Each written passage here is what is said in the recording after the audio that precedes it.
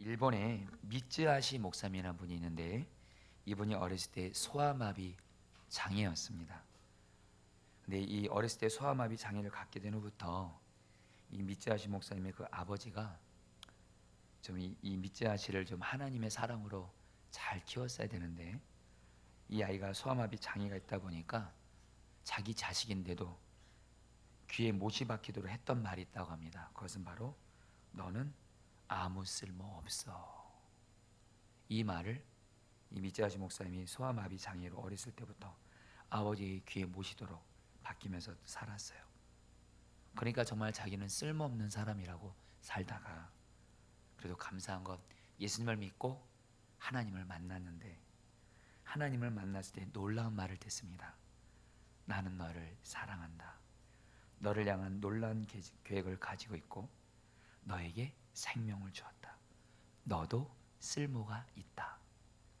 여러분 이 한마디 너도 쓸모가 있다라는 이 한마디를 주님으로부터 이 미츠하시 목사님이 들으면서 결국엔 그 말씀을 듣고 미츠하시 목사님이 정말 쓸모있는 사람으로 정말 만들어 가지는 거예요. 그래서 그는 결국 현재 많은 사람이 영혼을 울리는 전도자가 되었고요.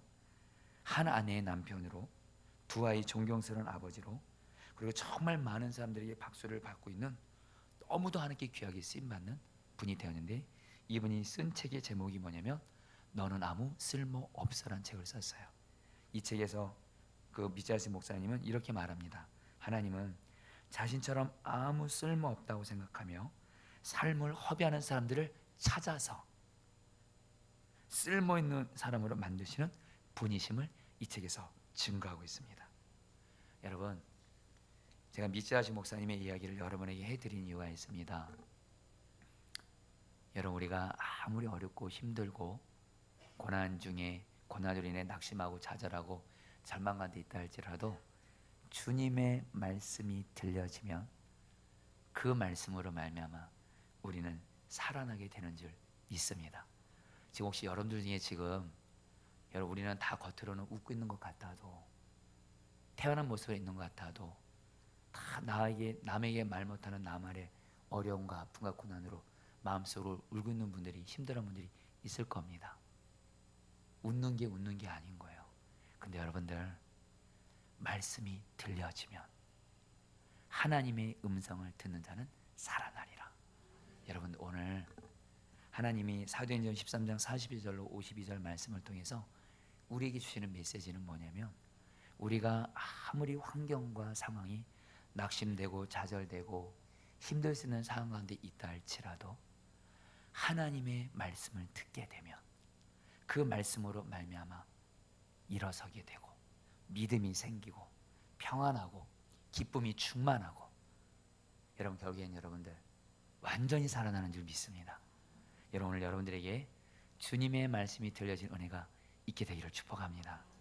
여러분 오늘 말씀 보면요 사도행전 13장 13절 이후를 보면 바나바 바울이 구브로를 떠나서 이미 우리가 여러분 안디옥 교회가 바나바 바울을 여러분 파송했죠. 여러분 그런 건데 여러분 바나바가 바울이 이제는 구브로를 떠나서 다음 선교지가 어디냐면 이제 비시디아 안디옥으로 선교를 떠납니다. 그런데 거기서 회당에서 들어가서 말씀을 드렸는데 여러분 회당은 바로 뭐냐면 전 세계로 흩어져 있는 유대인들이 자기들끼리 모여서 하나님의 말씀을 듣는 곳인데 회당에는 두 부류의 사람이 있습니다. 먼저 유대인들이 있고요. 또 유대교로 개종한 이방 사람들이 있는데 여러분 바나바와 바울이 회당에 들어가서 유대인들과 유대교에 개종한 여러분들 이방인들에게 하나님의 그 복음을 전하는데 그것이 무려 여러분 16절부터 40절까지 굉장히 많은 분량의 열제에서 나오게 됩니다. 근데 여러분 이거를 이 시간에 여러분 다 나눌 수는 없고요. 그 바울이 전한 설교는 세 부분으로 나뉘어지게 되는데 첫 번째는 이스라엘의 역사에서 예수님을 증거해 지금 듣는 대상이 유대인들이다 보니까 이스라엘 역사 배경에서 구약의 역사를 통해서 예수님이 오실까지 예수님을 증거합니다. 그리고 두 번째는 이제는 예수님에 대해서 집중적으로 전합니다. 그리고 세 번째는 이제 더 이상 너희들은 하나님의 말씀을 거역하지 말고 예수님을 믿어 죄성을 받으라고 설교를 합니다. 38절 39절 말씀인데요 같이 한번 읽겠습니다. 그러므로 시작. 그러므로 형제들아 너희가 할 것은 이 사람을 힘입어 죄사함을 너희에게 전하는 이것이며 또 모세의 율법으로 너희가 의롭다 하심을 얻지 못하던 모든 일에도 이 사람을 힘입어 믿는 자마다 의롭다 하심을 얻은 이것이니라. 여러분, 한마디로 사도 바울이 예수 그리스도의 십자가 복음을 전한 거예요. 구약 역사부터 해서 지금까지 십자가 복음을 전했는데, 여러분 놀라운 것은 이 복음을 전해서 여러분 이적과 기사는 나타나지도 않았습니다. 근데 여러분들 이 비시대 안독에서 복음을 전했는데 그 말을 듣던 여러분 유대인들과 유대교를 개종한 사람들이 뜨겁게 그 말씀에 대해서, 복음에 대해서 반응을 하는 거예요. 그러면서 사도 바울의 설교를 들은 후에 다음 안식일에도 이 말씀을 해달라고 하는 거예요. 여러분 오늘날로 말하면 똑같은 설교를 한 번 더 해달라고 하는 거예요. 여러분, 제가 여러분에게 예를 들면 오늘 설교를 했어요. 근데 여러분들이 너무 은혜를 받아가지고 목사님 다음 주에 이 설교를 또 한 번 해주세요. 여러분 그런 은혜가 있는 거예요. 저에게도 그런 은혜가 있게 주옵소서. 여태까지 그런 적은 한 번도 없습니다. 그런데 여러분 복음은 능력이 있거든요. 특별히 여러분 이 말씀 바로 앞에 우리는 압니다. 바나바 바울이 성령 충만했잖아요. 여러분 아시죠? 우리 지난주 본문이 사도 바울이 성령 충만해가지고 여러분들 박수 무당 엘루마를 여러분들 예수님의 이름으로 대적하잖아요. 사도 바울이 성령 충만한 건데 복음을 전하니까 여러분 유대교 믿는 사람들, 유대교에 개종한 이방인들이 복음을 듣고 여러분 뜨겁게 반응하고 이들이 예수님을 믿으려고 이렇게 하는 거예요. 그러면서 그 다음 안식일에도 말씀을 전해달라고 하는데 여러분 그 다음 주에 안식일에 바울이 딱 가는데 놀라운 일이 생긴 거예요. 온 시민이 여러분 다 말씀을 들으러 모인 거예요. 44절 말씀 같이 읽겠습니다. 그 다음 안식일에는 시작. 실은 온 시민이 거의 다 하나님의 말씀을 듣고자 하여 모이니. 여러분 그 전주에 전 안식일날도 사람들이 모이긴 모였는데 사도 바울의 성령 충만한 복음을 듣고 이들이 뜨겁게 반응하면서 여러분들 뭐예요? 그 다음에는 여러분 거의 온 시민이 다 모였다는 거예요. 아마 이렇게 됐겠죠. 사도 바울이 설교를 듣고 다들 집으로 돌아가서 가족들에게 이번에 바울이라는 사람이 전한 말씀을 들어봐. 우리가 들었던 그동안 유대인 지도자들과 말씀이 달라. 그래서 여러분 가족들에게 얘기하고 친구들에게 얘기하고 동네 사람들에게 얘기하고 그래가지고 여러분 온 시민이 다 말씀을 듣고자 모인 거예요. 여러분 이것도 오늘날 여러분 굳이 저에게 적용하면 제가 여러분들 오늘 설교를 했는데 여러분들이 너무 은혜를 받아가지고 이건 나만 들을 수 없다. 그래서 여러분들이 집에 가가지고 가족들을 다음 금요 성령 집회 때, 다음 주도 추석 때 없네요. 여러분 그 다음 주에 정말 다 들으러 오자고 하는 거예요. 만나는 사람들에게 왕정호 목사님 설교 들어봐.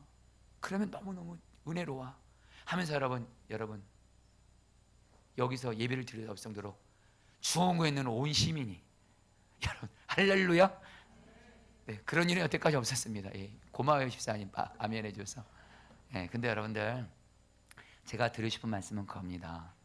여러분 오늘 말씀에서는 이적과 기사가 없어요. 복음이 구약의 역사 성경을 시작해서 예수 그리스도의 복음이 전해집니다. 그리고 사도 바울은 성령 충만합니다. 성령 충만한 복음이 전해지면 저는 그것으로 충분하다 믿습니다. 이적과 기사 체험은 있어도 되고 없어도 되는 거예요. 어쨌든 여러분들 저는 우리 포도나무 교회가 그런 은혜가 되기를 축복합니다. 여러분 그런데 한마디로 엄청난 여러분 비시대 안독에서 영적인 부흥이 일어나는 거예요. 복음에 반응하기 시작하고 유대교는 여러분들 완전히 유대교에 빠진 사람들은 예수님 믿기 어려운데 여러분 이들이 바로 예수님을 십자가에 못 박인 사람들 아닙니까? 함께 동조했던 사람들이 복음을 듣고 여러분들 말씀을 듣고자 모이고 이런 영적인 부흥이 일어나는 이 시점에서 문제가 생깁니다. 뭐냐면요, 바울 일행이 비시디아 안디옥에서 쫓겨나게 됩니다. 이유는요, 그 당시 여러분 회당에서 말씀을 전하는 이가 또 유대인 지도자들이 있습니다. 여러분 유대인 지도자들이 자기들이 말씀을 전할 때도 물론 사람들이 있긴 했지만 바울이 전하니까 사람들이 더 많이 모이는 거예요. 그러니까 당연히 마음이 어떤 마음이 들어요? 시기심이 드는 겁니다. 그래가지고 여러분들 이 유대인 지도자들이 어떻게 해요? 그 비시디아 안디옥에 사는 그 집권자들을 충동해서 여러분 바울을 바나바를 쫓아냅니다. 여러분 바울과 바나바 입장 생각해 보세요. 지금 복음을 전합니다. 성령이 충만함으로 영적인 복음이 막 일어나고 있습니다. 비시대 안디옥에 온 시민이 다 모여서 하나님의 말씀을 듣기 위해서 모였으면 여러분 지금 사도 바울 얼마나 감격했겠어요. 이런 영적인 부흥이 막 일어나고 있는데 유대인 지도자들이 여러분들 시기해서 여러분 바울과 바나바를 여러분 여기 집권자들 충동해서 쫓아낸 겁니다. 여러분 바울이 어떻게 되겠어요? 바나바 낙심할 만하잖아요. 이거 도대체 어떻게 된 일인가?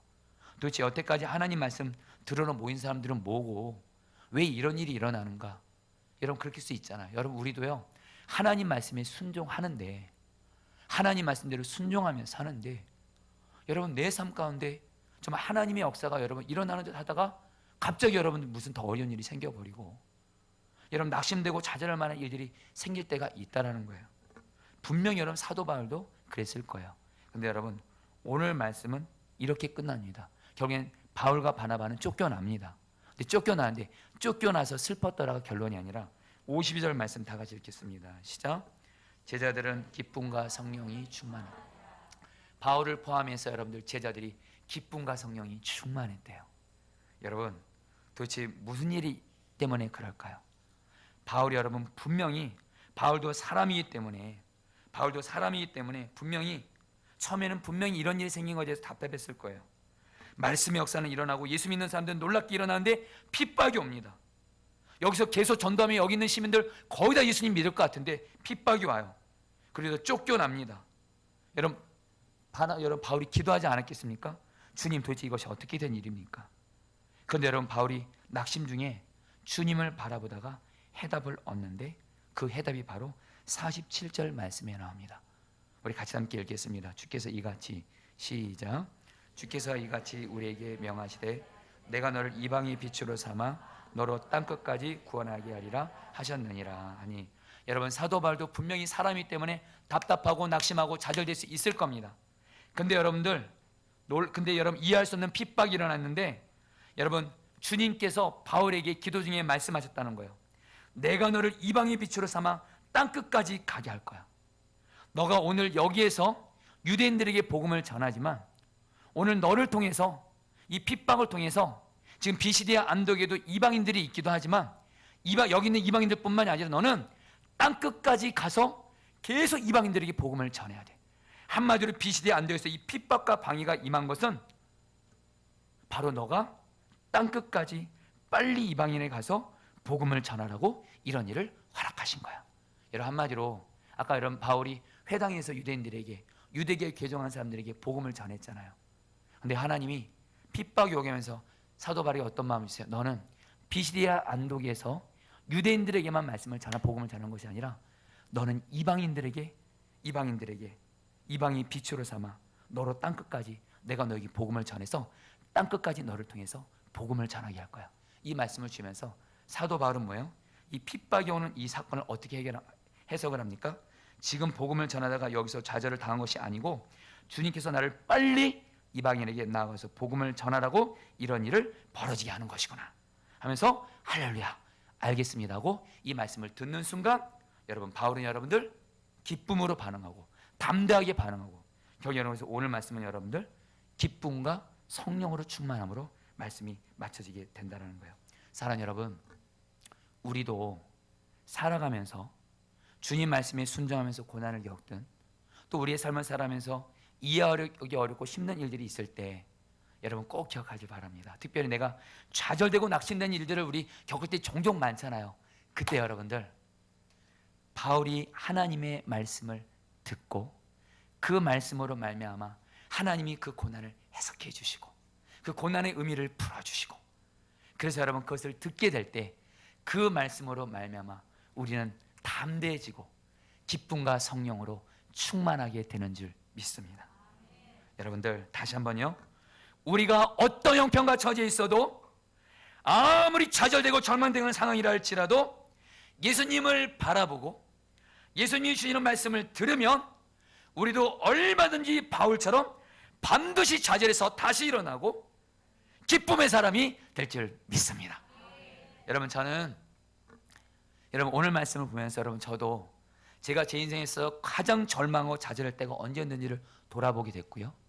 그러면서 또 하나님의 말씀을 또 여러분 들어서 내가 또 회복된 적이 언제였는지를 한번 주님께 물었을 때 생각나게 하신 일이 있었습니다.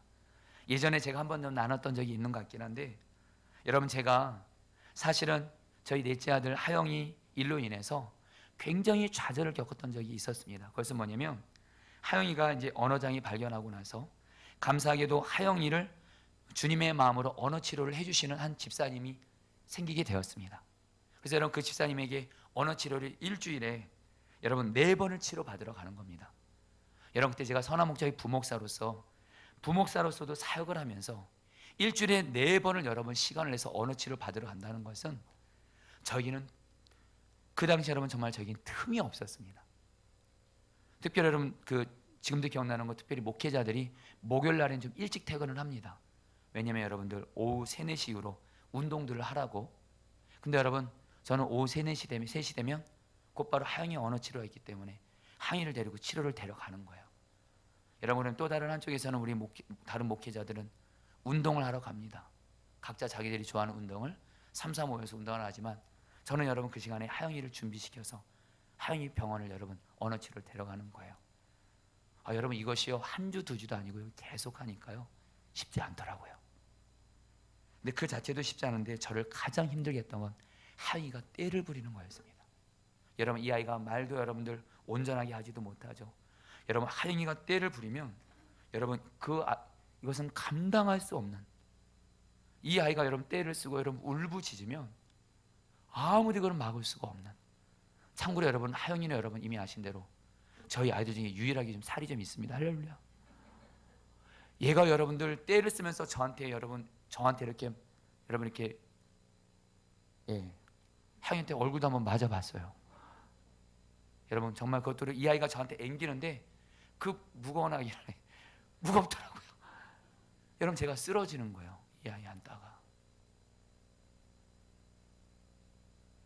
저랑 하영이가 떨어지면 제 아내가 하영이를 붙잡으면 얘가 또 워낙에 힘이 세요. 여러분 일단 얘가 지금 잘 먹습니다. 여러분 채식을 좋아하든 육식을 좋아하든 둘 중에 하나를 좋아해야 되잖아. 얘는 다 잘 먹어요. 와 여러분 그러니까 얘가 힘을 쓰면 여러분 제 아내는 여러분 속수무책에 같이 넘어지고요. 얘가 뭐 학교 안 간다 치료 안 받으러 간다 그러면 떼쓰면 여러분들 온 집안이 비상입니다. 근데 여러분 얘를 어렵게 치료 데려갔는데 얘가 안 들어가겠다고 떼쓰면 여러분 거기서 겪는 고통은 이루 말할 수가 없어요. 알아듣지도 못하는 말로 울부짖고 안 들어간다고 하고. 여러분 그때 그래서 그날입니다. 제가 지금도 기억합니다. 그날도 이 아이를 언어 치료를 받게 되는데 애가 워낙에 때를 넘었으니까 치료를 못 받고 그냥 이 아이를 차에 태우고 그냥 데려오는데 이 아이는 옆에서 계속 울부짖으며 우는 겁니다. 그때 여러분 제가 차 안에서 이렇게 외쳤습니다. 하나님 왜 하영이 같은 하영이에게 장애를 주셔서 나에게 이런 어려움을 주십니까? 난 너무너무 힘듭니다. 나도 다른 목사님들처럼 시간 내면 운동하고 싶고 나도 다른 분들처럼 시간이 있으면 내 시간을 갖고 싶은데 나는 하영이한테 매여 있습니다. 여러분 그때 여러분 그래서 제가 차 안에서 여러분 이렇게 잠잠게 얘기가 아니라 저도 울부짖으면서 같이 여러분 부르짖어 기도했어요. 하영이는 옆에서 울면서 얘는 기도하는 안 하고 울면서 떼쓰고 여러분 저는 옆에서 울면서 하나님 도대체 이게 뭡니까? 왜 이런 일을 나에게 허락하십니까? 왜 장애인 자녀를 나에게 허락하셨습니까? 여러분 그때 계속 부르짖어 기도하는데 너무도 하나님의 천둥 같은 음성이 저에게 들리는 겁니다. 너가 겪는 고통을 장애인과 가족들이 겪고 있다.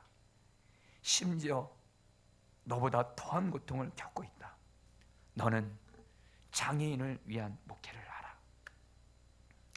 여러분 저는 그때 장애를 가진 그 가족들의 마음이 어떤지를 조금 경험했습니다. 여러분 사실 저희 하영이는 완전한 장애라고 말하기 좀 어렵습니다. 좀 지체입니다. 늦어지는 거. 어쨌든 장애이긴 하지만 여러분 최근에 너무도 감사한 건 학교 선생님이랑 상담을 했는데 하영이가 여러분들 장애인 아이들과도 여러분 수업을 같이 배우고 일반 아이들도 수업을 뵀는데 하영이는 신기하대요. 얘는 여러분 정상 가능성이 보인대요. 할렐루야. 그래서 얘는 할 말은 지금 다 하고 다닌대요. 친구들도 너무 잘 사귀고. 근데 여러분들 근데 하나님이 여러분 저는 그 음성 제가 그때 그 음성 듣고 여러분 제가 울음이 딱 멈추고, 여러분 저는 목사가 할 일은 여러분 저는 목양이라고 저는 믿습니다. 목사가 설교를 하는 가장 중요한 이유도 성도들을 사랑하는 하나의 방법이 있더라고요. 성도들을 사랑하기 섬기는 건데, 장애인처럼 약한 분들을, 그분들의 마음을 이제 좀 알 수 있어서, 여러분들, 그래서 선한 목자에게 있을 때 여러분 제 주변에는 장애인 가족들과 장애인들이 제 주변에 많았습니다. 그러면서 그들을 섬기면 일단 마음이 통하니까, 같이 울어줄 수는 있으니까. 여러분, 그러면서 저도 언젠가 포도나무 교회래요. 언젠가 교회를 세우면 장애인 목회를 하겠다. 이것이 여러분 주님이 저에게 주신 비전입니다. 장애인과 그 가족들의 고통을 안 이상 그분들은 저보다 더한 고통 겪거든요. 중증 장애에 있는 그 가족을 둔 장애인 가족들은 상상할 수 없는 고통입니다. 저는 그분들이 아주 요만큼만 경험했는데도 이 정도인데, 이분들의 아픔을 안 이상 저는 하나님 반드시 장애인을 섬기는 목회를 하겠습니다. 여러분 저는 그래서 그때 하나님께 이 음성을 듣고, 여러분들 정말 그때 좌절하고 낙심된 자리에서 일었을 수가 있었어요. 여러분, 저에게는 이 하영이라 인한 이 일이 저에게는 사명이 되게 하셨습니다. 할렐루야. 여러분들 기도해 주시길 바랍니다. 그러면서 여러분들 우리가 꼭 기억할 건 뭐냐면요, 다시 한번요, 좌절과 낙심이 올 때 우리는요 예수님의 말씀을 기억하셔야 되는데, 특별히 여러분들이 간절한 마음을 말씀드리는 건 뭐냐면, 우리는 주님으로부터 늘 새로운 음성을 듣기를 갈망합니다. 물론 그것도 필요하지만 우리 주님은 여러분에게 음성을 들려줄 때 내가 지난날 너에게 말한 음성을 기억하라 말씀하실 때가 반드시 있습니다. 여러분, 그 근거, 예수님이 십자가에 달려 죽으셔서 무덤에 묻혔을 때 제자들과 예수님을 따르던 여인들이 다 절망에 빠집니다. 이제 끝났어. 예수님은 죽으셨으니까. 그래서 예수님이 무덤에 묻혔을 때 여인들이 향유를 가지고 예수님의 시신에 발라드리러 갑니다. 그러나 그들의 마음속에 복음서를 보면 슬픔, 낙심, 좌절로 꽉 차 있습니다. 그때 천사들이 나타나서 여인들에게 말합니다. 누가복음 24장 6절 말씀입니다. 같이 다 함께 읽겠습니다. 여기 계시지 않고, 시작. 갈릴리에 계실 때 너에게 어떻게 말씀하셨는지를 기억하라. 여러분, 주님이 천사를 통해서 여인들에게 뭐라고 말씀하세요? 예수께서 갈릴리에 계실 때 너에게 어떻게 말씀하셨는지를 기억하라. 제발 좀 슬퍼하지만 말고, 놀라지도 말고, 예수님이 살아계실 때 무슨 말씀을 하셨는지, 너에게 하셨던 말씀을 기억하라는 거예요. 예수님이 분명히 살아계실 때 제자들과 여인들에게 뭐라고 말씀하셨냐면, 내가 죽었다가 사흘 만에 부활하리라. 이 하신 말씀을 기억하라는 거예요. 여러분, 그거 아십니까? 우리는 주님에게 새로운 말씀은 여러분 구하지만, 그래서 우리 주님은 우리에게 새로운 말씀도 주시지만, 또 주님은 우리에게 지난날 우리에게 주셨던 말씀들, 약속의 말씀이든 어떤 말씀이든 나에게 주셨던 말씀들을 다시 생각나게 하세요. 여러분들, 오늘 기도 중에 주님께서 나에게 지난날 하셨던 말씀들이 기억이 나게 되기를 축복합니다. 그러면 여러분 주님이 역사하실 거예요. 여러분, 제가 우리 제 아내와의 사이에서, 여러분 제가 한때 오래전 얘기지만 부부싸움을 많이 했다 그랬잖아요. 부부싸움을 많이 하고 부부간의 어려움을 겪다가 주님께 들은 그 음성 하나로 여러분들 다 해결이 된 적이 있었습니다. 그것은 뭐냐면, 그날도 여러분들 부부싸움을 했습니다. 여러분, 먼저 옛날 얘기니까 여러분 걱정을 하지 마세요. 지금 부부싸움을 못합니다. 근데 그날 여러분 부부싸움을 꽤 좀 했습니다. 여러분, 이유는 다른 거 아닙니다. 제가 좀 집에 들어오면 아내가 저에게 저를 행복하게 해주길 바랬거든요. 맛있는 반찬도 해주고 맛있는 밥도 해주고, 여러분들 뭐 이렇게 저를 잘 해줬으면. 이미 여러분에게 고백했죠. 여러분, 예전엔 제가 결혼 초창기 때는 아내한테 한복을 입고 밥상 차려고 날 기다리라, 말도 안 되는 정말 못된 남편이었는데, 또 제 아내는 또 그걸 또 들어가지고 여러분 한복을 입고 여러분 딱 한 번 밥상을 차려준 적이 있습니다.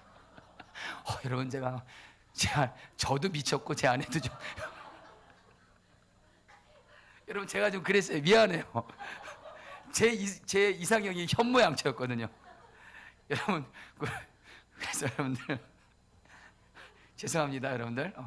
그러니까 여러분 얼마나 부부싸움 많이 했어요. 여러분 아내에게 나를 행복하게 해줘라, 나 오늘 교회에서 일하고 애썼다. 여러분 제 아내도 많은 애들 돌보느라 여러분들 애쓰는데, 여러분 근데 여러분 저에게 연약함이 있었어요. 저에게 두 가지. 아내에게 행복을 요구하는 모습이 있었고요. 또 하나 제가 육아를, 여러분 제가 놀라운 사실, 아이들 4명까지 제가 육아를 잘 안 했습니다. 우리 사랑하는 박찬희 집사님, 집사님들 4명인데 여러분 4명이면 엄청 많은 거거든요. 근데 여러분 놀라운 사실, 제가 그때까지 육아의 거의 전부를 제 아내한테 맡겼습니다. 저는 목회에 그냥 빠졌고 육아를 거의 안 했어요. 근데 여러분들 그날도 여러분 아내와 부부싸움을 한 거예요. 아내가 제가 행복을 요구하니까 아내가 본인도 힘들다고 이렇게 얘기하고, 당신 제발 애를 좀 보라 그러면 여러분 저는 애 보는 게 제일 싫었습니다. 여러분 말도 안 듣고 정말 애들이랑 30분만 보내면 거의 쓰러져요. 저는 교회 가는 게 여러분 저는 안식이었어요. 여러분 저는 집에 들어올 때마다 여러분 그것이 고통스러웠어요. 여러분 집에 들어올 때마다 여러분 집에 들어가기가 싫었으니까 여러분 제가 용서하세요. 제가 그랬습니다. 근데 여러분들 전환점이 있었어요. 그날도 아내랑 부부싸움을 하고 아이들 제가 돌보지 않는 것 때문에, 아내에게 행복을 요구한 것 때문에 여러분 부부싸움을 했는데, 여러분 저는 속상하면 어떻게 해요? 마가다락방 또 가야죠. 마가다락방 기도실 가는데 제가 기도하는데 주님이 저에게 그런 마음 주시는 거예요. 너 왜 네 아내에게 자꾸 행복을 요구하냐? 너의 행복의 근원은 너의 참포도나무인 예수 그리스도야. 여러분 예수님이 요한복음 15장 1절에 나는 참포도나무란 말을 합니다. 내가 유일한 포도나무라는 뜻이에요. 가진 너 왕정을에게 유일한 행복을 주는 이는 참포도나무인 예수밖에 없어. 너는 아내에게 행복을 구하지 마. 네 아내가 포도나무 아니야. 내가 너의 포도나무야. 너는 나 때문에 행복한 사람. 너는 나 때문에 행복한 자로서 네 아내를 행복하게 해주려고 사랑만 해라고 그러시는 거예요. 기도 중에 여러분 그 음성을 여러분 들었어요. 여러분 또 하나, 주님이 여러분 육아하는 거에 대해서 하나님이 너무도 분명 음성을 말씀해 주시라고요. 네 아내는 아이 4명을 낳은 것만도 내 앞에서 큰 일을 한 것. 할렐루야. 여러분 정말로 제 아내가 아이 4명을 낳게, 여러분 저도 옆에서 수확한 걸 봤는데 한 생명이 천하보다 귀하잖아요. 제 아내가 아이를 4명을 낳고 키워서 얼마나 수확을 많은데 하나님이 네 아내는 아이를 4명을 낳은 것만도 내 앞에서 큰 일을 한 거야. 너는 이제 육아를 나를 바라면서 기쁨으로 감당하는 마음을 주신 거예요. 여러분 그래서 여러분들 제가 그때부터 거듭났습니다. 그 음성 듣고 아내를 다할 때 예수님 바라보면 나는 아내를 행복하게 해주려고 사랑만 하는 사람. 그래서 여러분 아내를 행복하게 해주고 사랑만 하게 되는 거예요. 아내를 행복 요구하지 않고. 여러분 그러니까 저도 예수님 때문에 행복하고, 여러분 물론 집에 들어갈 때 이 고백은 하고 합니다. 문고리 붙잡고 예수님 포도나무 나는 가지. 예수님은 나의 기쁨입니다. 행복해야 되니까.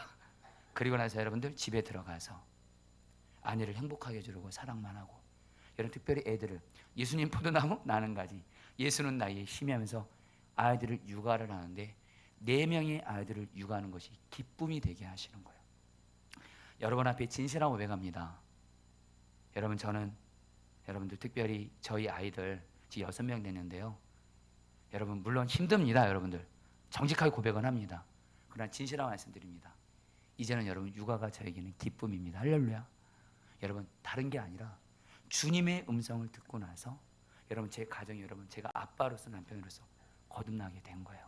그래서 여러분 주님은 제가 제 아내를 이 행복을 구할 때마다 주님은 저에게 그 마음을 주세요. 너는 나 때문에 행복한 사람, 네 아내를 행복하게 해주려고 사랑만 하라. 이 음성을 늘 계속 주세요. 우리 주님은 여태까지 저한테 이 음성 한 번도 준 적 없어요. 그때 이후로 네 아내에게 나를 행복하게 해달라 이런 말, 그런 음성 안 주세요. 나는 오직 예수님 때문에 행복한 사람, 아내를 행복하게 해주러 사랑만 하라. 그리고 아이들에게는 정말 예수님의 기쁨으로 네가 육아를 기쁨으로 감당하라. 사랑하는 여러분, 오늘 여러분들에게 지난날 주님이 여러분이 들려주신 음성 중에 오늘 여러분들이 꼭 들려야 될 주님의 음성이 있습니다. 그 음성이 오늘 여러분들에게 새롭게 들려지게 되기를 축복합니다. 그럼 살아납니다. 여러분 우리 한 가지만 더 보면요, 여러분 다윗을 보면 시편 29편을 읽으면 다윗이 여러분 광야에 있습니다. 광야에 있으면서 천둥이 번개를 칩니다. 폭풍으로 홍수가 나고, 여러분들 굉장히 여러분들 환경 자체가 여러분들 너무너무 힘든 가운데 있는데 다윗이 여러분 그 광야에서 폭풍으로 천둥 번개로 그런 상황에서 여러분 시편 29편 3절에서 이렇게 말을 합니다. 다 같이 읽겠습니다. 여호와의 소리가 시작. 영광의 하나님이 우레소리를 내시니 여호와가 많은 물 위에 계시도다. 한마디로 시편 29편 읽으면 지금 다윗이 광야에 있으면서 자기에게 일어나는 고난들을 향해서 천둥 번개 폭풍우 홍수를 표현합니다. 지금 다윗이 여러분들 지금 폭풍우 속에 있는 겁니다. 근데 여러분 다윗이 뭐라고 고백하냐면 자기에게 밀려들어온 폭풍우 천둥 번개 홍수 같은 그 상황 속에서 그것만 자기에게 임하는 것이 아니라 그 속에서 하나님의 소리도 천둥 소리같이 들리는 거예요. 하나님의 소리가 들려지게 되는 겁니다. 여러분 그러니까 여러분 다윗이 결론은 어떻게 끝나는지 아십니까? 시편 29편 11절 말씀 같이 다 함께 읽겠습니다. 여호와께서 시작. 힘을 주시며 여호와께서 자기 백성에게 평강의 복을 주시리로다. 다윗이 고백합니다. 천둥 번개 치고 폭풍우 홍수 이런 엄청난 어려움들 속에서 하나님의 음성을 여러분 같이 들으니까 어떤 일이 생겨요? 여호와께서 자기 백성에게 힘을 주시고 주님의 음성을 듣고 힘을 받게 되는 거예요. 여호와께서 자기 백성에게 평강의 복을 주시려다 평강을 얻게 되는 거예요. 사랑하는 성도님들, 내 주변이 아무리 폭풍 같다 할지라도 주님의 음성을 듣는 순간 우리 주님은 우리에게 힘을 주시고 우리 마음에 평강의 복이 임하게 되는 줄 믿습니다. 할렐루야. 여러분들 폭풍 같은 문제가 혹시 여러분들 중에 지금 요즘에 내 삶에 다윗같이 천둥 번개 치고 폭풍을 치고 고난이 한 개만도 힘든 건데 여러 가지 막 겹쳐가지고 여러분들 내 삶이 정말 문제로 여러분 너무도 많은 가운데 있을 때 여러분 이때 정말 성숙한 사람은 이런 폭풍 소리 중에도 주님의 음성을 들을 수 있는 길을 열어달라고 기도하는 거예요. 그 음성을 들으면 살아날 수 있대도요. 할렐루야. 힘을 얻을 수 있고 평안할 수 있대도요. 그리고 나서 폭풍우도 잠잠해지도록 기도를 하는 거예요. 여러분 저에게도 하나님이 제가 힘이 없을 때 연약할 때 저에게 천둥 같은 소리 주신 말씀이 있습니다. 이미 여러분에게 이미 나눴지만은 오늘도 여러분 담당히 나눕니다. 여러분 제가 제 연약함 때문에 여러분 선화목자 부목사일 때 열등감 때문에 우리 목사님들이 너무도 설교도 잘하고 너무 잘하신 분들 많았을 때 제가 제 연약함 때문에 여러분 좌절 중에 있었을 때 그때 주님이 저에게 주셨던 말씀이 예수님 포도나무 나는 가지 너는 약하지만 나는 강하고 나와 하나 된 너는 나 때문에 강한 자가 되었다. 여러분 제가 굉장히 약하거든요. 여러분 제가 몸과 마음이 약하다 보니까 몸과 마음이 약해서 여러분들 좀 좌절되고 낙심되고 다른 목사님들 보면 왠지 이상해요. 여러분들 열등감 가진 사람은요 뭐든지 나는 다 안 좋아 보이고 다른 사람은 다 가진 것처럼 꼭 보이더라고요. 또 그건 아닌데 근데 여러분들 저는 항상 약한 것 같았어요. 몸과 마음이. 근데 여러분들 나는 약하지만 내 안에 계신 예수님은 강하고 예수님과 하나 된 저는 예수 때문에 강한 자가 되었다. 와 여러분들 그러니까 여러분 정말 강한 자가 되게 하시더라고요. 여러분 저는 목회하면서 여러분 지혜가 너무 부족한 것 같아요. 다른 목사님들은 지혜가 많은 것 같아요. 근데 주님이 저에게 너는 어리석구나. 항상 주님은 저에게 현실은 똑바로 얘기는 하시더라고요. 너는 어리석구나. 그러나 나는 지혜롭고 지혜로운 나와 하나 된 너는 나 때문에 지혜로운 자가 되었다고 여기라. 여러분 제가 또 가족이 많다 보니까 여러분 오해시 들으세요. 부목사님 중에서 여러분들 제가 가족이 제일 많다 보니까 월급을 받아도 여러분들 어쨌든 저희 가정 형편이 가장 어려웠던 건 사실입니다. 여러분 그래서 부끄러운 고백이지만 제가 목사님 중에서 가장 가난한 것 때문에 이것 때문에 열등감을 느꼈던 적이 솔직히 있었습니다. 여러분 근데 주님은 아니래요. 너는 가난하나 나는 부유하고 나와 하나 된 너는 나 때문에 부유한 자가 되었다. 여러분들 분명한 사실 한 가지요. 여러분 앞에 진실한 고백드립니다. 우리 포도나무교회 성도님들이 진실한 말씀드립니다. 저희 가정은 예수님 때문에 부자입니다. 여러분에게 다 나눌 수 없지만 저희 가정은 나의 부유하신 주님으로 말미암아 여러분에게는 다 나눌 수 없지만 우리 가정만이 경험하는 물질에 있어서 응답하시는 주님을 얼마나 많이 경험하고 있는지를 모릅니다. 예수님 때문에 나는 부유한 자가 되었다. 여러분 그 다음에 여러분 이미 여러분의 말씀드린 대로 제가 설교를 잘 못하는 열등감 때문에 너무 힘들어했잖아요. 그래서 여러분 선화목자에게서 여러분 설교자 뽑을 때 여러분들 이번 주일 설교 유기소 목사님 못하는데 설교자 뽑는데 여러분들 투표하면 여러분들 인기 투표죠 여러분들. 저는 된 적이 한 번도 없는 거예요. 할렐루야.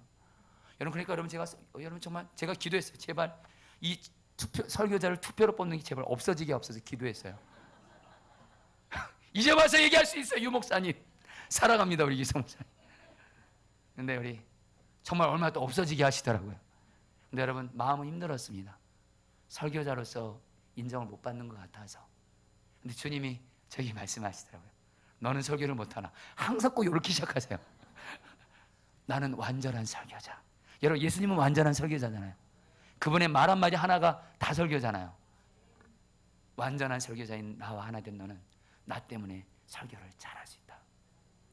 여러분 그리고 나서 주님이 저를 위로해 주시렸나 봐요.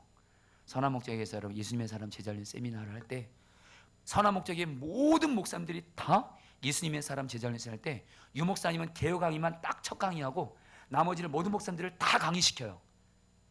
여러분 그러면서 여러분 맨 나중에 여러분들 설문조사를 해요. 여러분 그 목회자 제자훈련 받은 어느 목사님이 제일 설교 잘했나. 할렐루야. 여러분 참 고약하긴 합니다. 근데 여러분들 주님이 저를 좀 위로해 준 것 같아요.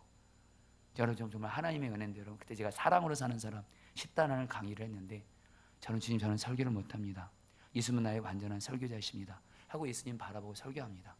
그래 여러분 정말 예수님이 도와주는 것 같아요. 여러분 그리고 나서 여러분들 정말 여러분 나중에 알았어요. 여러분 제가 떠나올 때 알았어요. 여러분들 제가 1등이었대요. 할렐루야. 여러분 예수님이 해주셨어요. 여러분 마지막으로 여러분 제가 주님은 저에게 목사로서 제가 해야 될 가장 중요한 일이 성도들 위해서 중보기도 하는 거라고 말씀을 하세요. 여러분 기도하는 게 여러분 생각만큼 쉬운 게 아니잖아요. 주님은 성도들을 위해서 기도하는 게 목사로서 가장 중요한 일인데 여러분 그래서 수요일마다 선한 목자교회에 있을 때부터 교구 목회를 처음 할 때부터 하나님이 제가 선한 목자에서 교구 목회 처음 할 때 저는 교구 목회를 해본 적이 없습니다. 근데 유기성 목사님이 그 당시 1교구라고 성남교구인데 제일 많은 성도들이 있는 그리고 어려운 성도들 제일 많은 교구를 맡겨주신 거예요. 근데 여러분 제가 처음으로 그 교구를 맡았을 때 어떻게 될지 모를 때 주님이 저에게 그러시더라고요. 너 성도들을 위해서 지역장 숙장들을 만나기 전에 그들의 이름을 한 명명 불러가면서 기도하고 어렵고 힘든 성도들을 위해서 시간을 내서 기도하고 기도하는 마음을 줘서 하나님이 여러분들 교구 목회를 하면서부터 성도들의 이름을 불러가면서 기도를 하게 하셨어요. 여러분 그때는 정말 여러분 성도를 위해서 기도하다가 참 많이 울었습니다. 기도 중에 울었어요. 그리고 나서 여러분 강단 앞에 쓰잖아요. 수요일날 지역장 숙장 밴드 모임이 있으면 여러분들 그냥 지역장 숙장들이 다 한 영혼 한 영혼으로 보여지는 거예요. 그래서 여러분 설교하다가 정말 많이 울었어요. 그러다가 가끔가다 여러분 기도를 좀 덜한 날은 눈물이 안 나잖아요. 그럼 어떤 또 지역장님은 저에게 와서 오늘 목사님 눈물 안 흘리시네요 이렇게. 근데 여러분들 그때부터 지금까지 주님은 우리 성도들을 위해서 이름을 불러가면서 기도하게 하시는데 여러분들 문제는 뭐냐면 한두 명 기도하는 게 아니잖아요. 어쨌든 100명이 넘을 수도 있고 그러면 여러분 기도하는 게 어렵습니다. 솔직히 그때 주님은 저에게 말씀하세요. 너는 중보기도를 하지 못하나. 여러분 로마서 보면 예수님이 하나님 보좌 우편에서 완전한 중보기도자로 앉아 계시잖아요. 예수님이 저 여러분들에서 중보기도하고 계시거든요. 중보기도하고 계시는 예수님을 바라보면 예수님이 여러분들을 위해서 마음과 뜻을 다해 생명을 다해 예수님이 기도하게 하시더라고요. 여러분 저는 저를 자랑하는 것이 아닙니다. 한마디로 여러분 저에게는 나의 포도나무 되신 예수님 이 음성을 듣는 그 순간 주님이 여기서 여러분들 저를 다 살리시는 거예요. 여러분 이제 말씀을 좀 마무리할까 합니다. 여러분 오늘 말씀에 사도 바울이 주님께 들은 여러분 아까 말씀이 있잖아요. 내가 너를 이방의 빛으로 삼아 나의 구원을 베풀어서 땅끝까지 이르래. 이 말씀은 정확히 말씀드리면 이사야 49장 6절 말씀을 사도 바울이 근거로 얘기한 겁니다. 여러분 뭘 말씀드리냐면요. 사도 바울은 엄한 데서 하나님 말씀 받은 게 아니고요.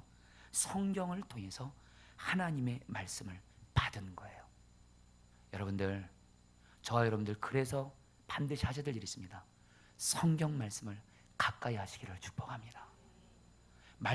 성경 말씀을 가까이 하자면서 말씀을 듣겠다는 것은 말도 안 되는 일입니다. 여러분 제가 최근에 좀 조심스럽지만 우리 이선아 전사님께 허락을 받고 제가 이 간증을 나눕니다.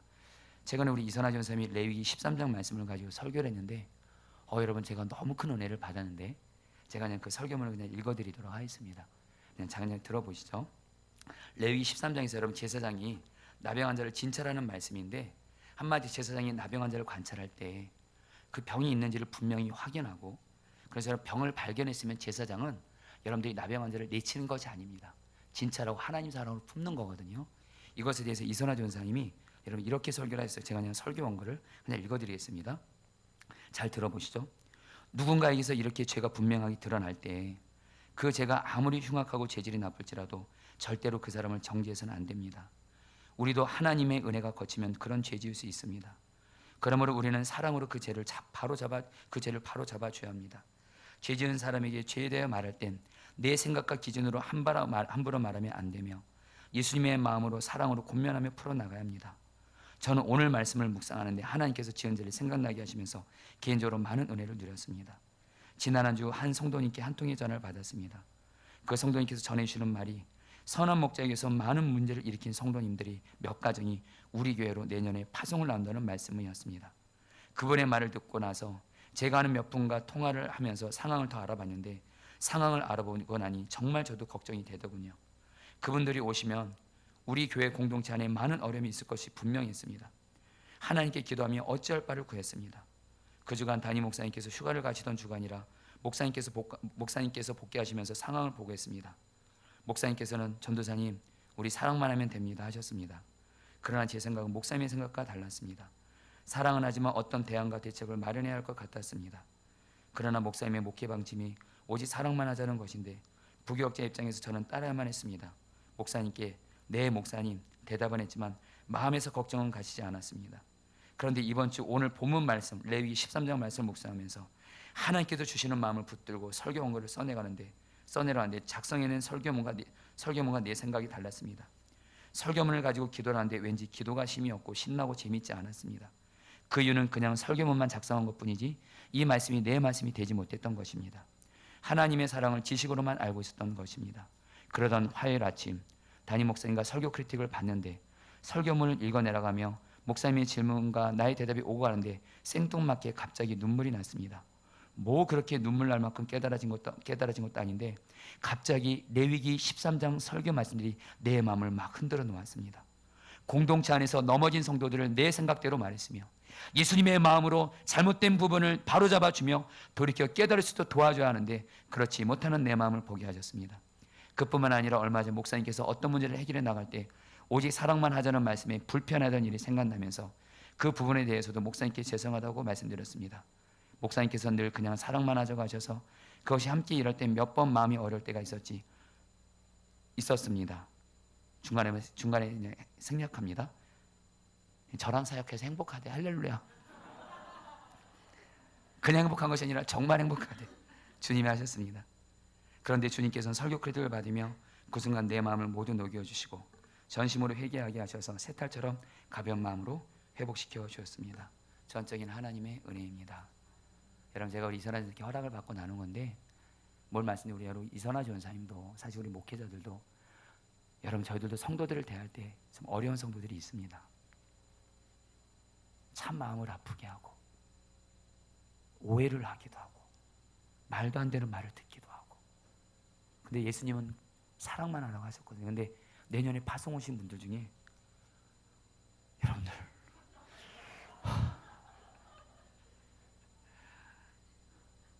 거의 선한 목자의 목회자분들 거의 포기할 것 같은 그런 분들이 이렇게 오신다는 얘기를 우리 전사님이 들었나 봅니다. 근데 제가 그분들을 알거든요. 근데 예수님은 말씀하시거든요. 사랑만 하라고. 근데 우리 전사님이 그걸 받아들이는 게 쉽지는 않으셨던 것 같은데 우리 전사님이 레위기 13장 말씀을 통해서 본인이 설교하면서 우리 전사님이 목사님 저 예수님 사랑으로 사랑만 하겠습니다. 그러는데 새벽에 우리 전사님이 그 설교를 하는데 제가 너무 고마운 거예요. 사랑만 하자고. 너무너무 고맙고 여기 여러분 레위기 말씀이 여러분들 우리 전사님을 그렇게 인도해 주신 거죠. 여러분들 성경 말씀을 가까이 하시기를 축복합니다. 한 가지 더요. 마지막으로 1시간 기도를 통해서 하나님은 말씀하십니다. 여러분 저도 요즘에 유희소 목사님이 좀 비슷하게 가고 있습니다. 결론이 1시간 기도예요. 할렐루야. 여러분 1시간 기도 운동은 여러분 단순히 기도만 1시간 때우라는 것이 아닙니다. 여러분들 울골불고 기도하는데 그치지 말라는, 기도하는 데서 그치는 것이 아니라 1시간을 기도하면서 예수님을 계속 바라보게 되면 예수님은 그 1시간 동안에 여러분들 말씀을 들려주십니다. 다시 한번 기도는 울고불고 하는 것이 아닙니다. 여러분 처음에는 그렇게 시작하셔도 괜찮아요. 그러나 1시간을 통해서 계속 예수님만 바라보고 나가다 보면 우리 주님은 말씀이세요. 여러분들 말씀이 주님은 저 여러분들에게 말씀을 반드시 들려주십니다. 그러면 1시간 계속해서 말씀을 들으면 주님께 마음을 받으면 특별히 지금 내가 있는 고난이 어떠하다 할지라도 말씀을 들려주시면 1시간 기도 끝나는 순간 내 마음에 평강이 임합니다. 기쁨이 임합니다. 희망이 생깁니다. 성령 충만해집니다. 할렐루야. 여러분 제 말씀을 마칩니다. 여러분 제가 요즘에 1시간 기도를 생명같이 여기고 합니다. 여러분 저에게도 전환점이 있어요. 저도 이 1시간 기도가 성도님들에게 내가 너무 무리한 거 요구하는 거 아닌가. 근데 최근에 우리 유 목사님이 1시간 기도를 여러분 다시 시작하면서 당신이 마음을 고쳐 먹으신 게 있대요. 작년까지가 1시간 기도를 그냥 성령 집회 때 설교하시면서 성령 집회 나오는 성도들이 그래도 기도 사모하니까 온 성도들이 이렇게 하기는 좀 쉽지 않으셨던 것 같아요. 근데 하나님이 여러분 이번에 이미 제가 설교 중에 나눈 대로 우리 박리부가 사모님이 여러분 아프셨잖아요. 갑자기 심장혈관 여러분 막혀서 유 목사님이 오래전에 박리부가 사모님이 갑상선 암으로 사모님이 아프셨던 것을 경험했고 여러분 남편이 내 아내가 아플 때 여러분들 긴장하거든요. 여기 계신 우리 아내 성도님들 기억하세요. 하나님의 은혜로 아프지 않기를 바랍니다. 할렐루야. 우리 남편들이 여러분 심장이 떨려요. 여러분들 우리 유 목사님이 우리 아내 사모님이 여러분 정말 갑자기 수술 받게 되고 중환자실 가고 근데 유 목사님이 여러분 당연히 사람이시다 보니까 여러분 왜 두렵지 않겠습니까? 근데 1시간 기도를 주님 앞에 순종해 가니까 1시간 기도면 주님 바라보니 주님의 마음도 주시고 거기 1시간 기도에 주님이 성령 충만하게 해서 넉넉히 이기셨다라는 거예요. 근데 여러분 제가 요즘에 제가 여러분 유 목사님과 비교할 바는 안 됩니다. 그러나 요즘에 저에게도 부족하나마 비슷한 경험을 하게 하고 계십니다. 여러분 지금 제 아내가 여러분 집에 없습니다. 할렐루야. 왜냐하면 제 아내가 척추 수술을 2달 전에 했잖아요. 이제 태어나는 날 3개월 동안을 잘 요양하라고 하는데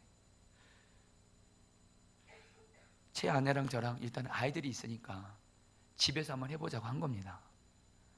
근데 여러분 이 애들은 특별히 4번, 5번, 6번은 큰 애들은 엄마 생각을 하는데 여러분 큰 애들은 여러분들 엄마가 척추 이제 회복이 돼야 되거든요. 핀 4개를 받고 잘 회복이 돼야 되는데 움직이면 안 되는데 여러분 큰 애들이 여러분 정말 엄마를 끔찍히 생각해 주는 거예요. 솔직히 아빠보다 엄마를 더 좋아하긴 더 좋아합니다. 그래서 여러분 제가 집안에다 여러분 뭘 이렇게 떨어뜨리잖아요. 애들이 사진으로 찍어요. 저한테 카톡으로 보내요. 엄마 힘드니까 이런 거 아빠가 직접 주스라고. 좋아요. 근데 여러분 이 4번, 5번, 6번은 엄마가 그런 걸 몰라요. 그리고 여러분들 정말 여러분들 엄마를 여러분 이렇게 체력적으로 힘들게 하는 겁니다. 제 아내는 또 당연히 또 해주죠. 또 큰 애들은 또 치우는 건 또 잘 치는데 먹는 것만큼은 또 엄마한테 또 다 해달라 그래요. 여러분 제 아내가 여러분 허리가 여러분 무리가 오기 시작한 거예요.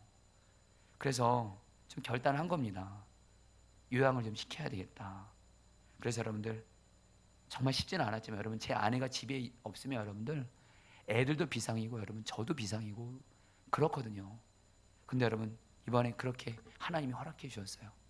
그래서 여러분 참고로 지금 제 아내는 잘 쉬고 있습니다. 여러분들 잘 먹고 있고요, 잘 자고 있고 잘 쉬고 있어요. 왜냐면 허리가 회복이 돼야 되니까.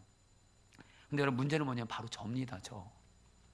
여러분 제가 아내가 여러분 없으니까 여러분 진실한 말씀드릴게요. 저에게 2가지 사실이 있습니다. 솔직히 말씀드립니다. 아내 없으니까 힘들어요. 힘들어요 여러분들. 정말 아내의 빈자리가 이렇게 큰 줄은 또 몰랐어요. 여러분 그리고서 아이들이 엄마가 또 어린아이들이 엄마를 찾으면 여러분 또 마음이 아파요. 여러분 그러니까 여러분 제 마음이 여러분 수시로 여러분들 그러면서 제가 또 아빠를 살 일이 더 많아지지 않습니까? 여러분 우리 장모님께만 맡길 수 없거든요. 우리 장모님도 여러분 연세가 있으신데 여러분 제가 몸과 마음이 같이 힘들어지는 거예요. 행복하지가 않은 겁니다. 여러분 근데 중요한 건 여러분들 저에게 또 하나의 분명한 사실 한 가지가 있습니다. 그러나 1시간 기도를 하게 되면 분명한 사실은 주님이 제 마음에 힘을 주십니다. 평안을 주십니다. 여러분 기쁨을 주세요. 진실함을 고백합니다. 예수님 때문에 행복합니다. 근데 여러분들 제가 가끔씩 제 아내한테 또 통화합니다. 그럼 내가 당신 지금 없어서 내가 힘들다 그러면 제 아내가 그래요. 예수님 때문에 행복하다며. 설교한 대로 살아야 돼. 이렇게 약 올리는 것도 아니고. 그런데 이런 사실은 오늘 아침에도 이렇게 아내의 빈자리로 인해서 괜히 남편으로서 마음이 좀 허한 게 있더라고요. 그리고 우리 아이들도. 근데 여러분들 새벽에 오늘 주님께 나와 기도하는데 주님이 저에게 분명한 기도 중에 그런 마음을 주시는 거예요. 너 이번에 네 아내를 내가 이렇게 쉬게 하는 동안 내가 너에게 이걸 허락한 이유가 있어. 여러분 사실은 저는 제 아내가 오래전에 아팠습니다. 아내가 먼저 세상을 떠나지 않을까 할 정도로 아내가 아팠던 적이 있어요. 여러분 제 마음에는 아내가 아프면 저는 여러분 굉장히 떨립니다. 트라우마가 있어요. 가장 힘들어하는 문제입니다. 근데 주님이 저에게 너 이번에 나와 동의하면서 1시간 기도로 이 상황을 돌파해서 얼마든지 네 아내가 지금 없어도 나 때문에 행복할 수 있다는 것을 너가 나와 함께 경험하자는 마음을 주세요. 그래서 주님이 저에게 주신 게 바로 1시간 기도예요. 분명한 거 1시간 기도하기 전에는 아내의 빈자리로 힘들지만 1시간 기도하고 나면 주님이 힘을 주세요. 행복을 주세요. 여러분 그리고 또 하나 주님이 기도 중에 그런 마음을 분명히 주세요. 네 아내 이번에 안 쉬면 허리 잘못될 수 있다는 마음을 주세요. 회복돼야 된다는 거예요. 여러분 오래 쉬는 것도 아닙니다. 열흘 정도 좀 되나요? 근데 주님이 네 아내 이번에 반드시 회복이 돼야 된다. 이런 마음을 주시는 거예요. 그리고 나서 여러분들 이 기간이 저에게도 너무 중요한 시간이고 영적으로 저는 예수님 때문에 행복한 사람 되라고 완전히 저에게 가장 힘들어하는 문제 통과하게 하시고 그러면서 여러분들 또 1시간 기도로 주님께 나왔는데 주님이 네 아내가 회복이 될 거란 마음을 주세요. 그리고 나서 여러분들 오늘 제 아내와 통화를 했는데 여러분들 제 아내가 그런 얘기부터 해주더라고요. 나 지금 너무 많이 좋아지고 있어. 그래서 저한테 늘 미안하다는 얘기만 해요. 미안하고 고맙고 미안하고 고맙고 그러면서 여러분 그러면서 하나님이 마지막으로 저에게 주신 한 가지 음성이 더 있습니다. 제가 1시간 기도를 통해서 제 아내가 여러분 빈자리를 제가 어쨌든 주님의 은혜로 이겨가고 있거든요. 여러분 저는 오늘 제가 이렇게 설교하고 있는 것 자체가 여러분 저에게는 간증입니다. 간증이에요 여러분들. 저는 제 아내가 아프거나 빈자리이면 저는 제일 힘들어했거든요. 근데 여러분 지금 예수님 때문에 1시간 기도를 통해서 이렇게 서 있는 건데 하나님이 저에게 그런 말씀하세요. 너에게 내가 이번에 1시간 기도의 능력이 얼마나 위대한지를 너에게 보여줄 거라는 거예요. 여러분 그래서 저는 여러분들 진실함으로 말씀드립니다. 예수님과 동행하면서 1시간 기도를 통해서 주님의 말씀 듣고 주님께서 내 마음을 만져주시고 일하시니까 여러분들 얼마든지 행복해질 수 있습니다. 전제는 있습니다. 1시간 기도를 할 때요. 사랑하는 여러분들 모두 다 1시간 기도를 통해서 주님께 나아감으로 주님의 음성을 듣게 되기를 축복합니다. 여러분이 같이 함께 여러분이 찬양 같이 하고 여러분이 오늘 말씀 붙들고 기도하도록 하겠습니다.